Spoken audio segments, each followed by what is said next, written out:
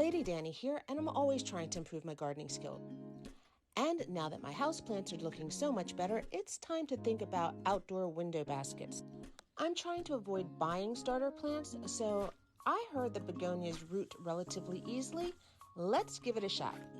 Some folks have special implements for gardening when it comes to scissors. I don't. So I'm going to give these a really good scrub and cleaning. Now to give them a thorough rinse and a good dry. Just to make sure I'm keeping everything as clean as possible, I'm also wiping them down with a little bit of alcohol. And now it's a matter of cutting the taller pieces of my begonia and placing them in a glass of water to root. I understand that this doesn't even require any kind of rooting powder or any other medium. So this little trim benefits my potted begonia by allowing it to grow fuller and more lush, and it provides me with starter plants for the spring. And who doesn't love a free plant?